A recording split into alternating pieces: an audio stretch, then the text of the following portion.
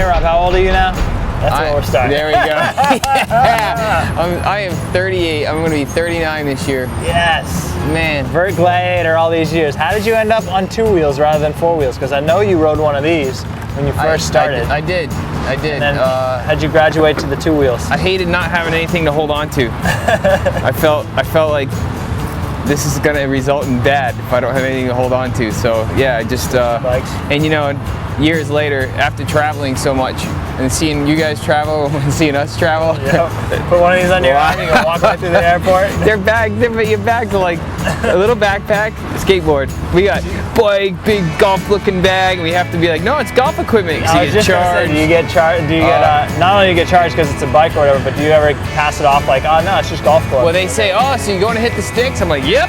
You know, and I keep one golf ball in my bag. So I say, if they say, what is it? I say golf equipment.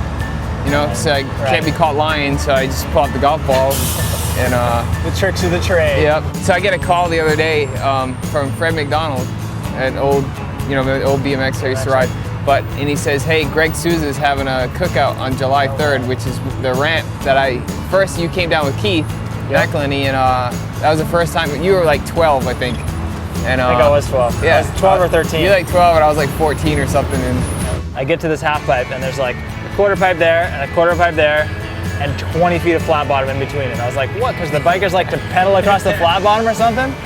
That was before pumping, you know, before we actually pumped a ramp, you know, like you need that room to pedal. You got to pedal. You got to be able to pedal at the quarter pipe. Yeah. You could do an errand on the way back. You could have lunch and a picnic and be going up the other side, you know, like. Yeah, it was rough. Dropping it on a skateboard, I was like, do I have enough time to actually push?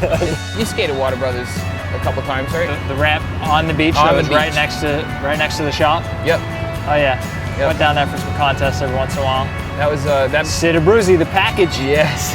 He's a Rhode Island legend. Oh, you know, I remember showing up and Sid was at the shop and I was like, hey, can I ride your ramp? And he's like, well, we don't let BMX on the ramp, you know. And I said, just let me ride it. And I'm like, if you don't, I'll show you. I'm like, if you don't want me to ride it after that, then tell me to leave. And he's like, okay. So I pad up, I get on, I start doing like 8-foot airs, and he's like, you're sponsored by Water Brothers. Because he starts giving me all this stuff and shirts and pads, and I was like, yes. So that was like my first sponsor was Water Brothers Skate Shop. Nice. So, yep. And then they sell nothing bikes. Yeah, nothing.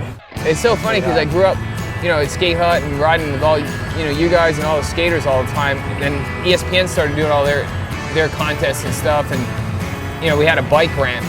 You know what I mean? And I know, we used to have a bike ramp and a skateboard ramp. And I would sit and look at your guys' ramp and just drool. Like, why can I ride that? Why do I have to be on this thing? For some reason, somebody that worked for ESPN thought like, oh, we have to have a bike ramp and a skateboard ramp because they like different ramps. But took them a couple of years to figure out like, hey, you know what? We ride the same ramp. Took them a couple of years and me a lot of hanging up and wrecking wheels.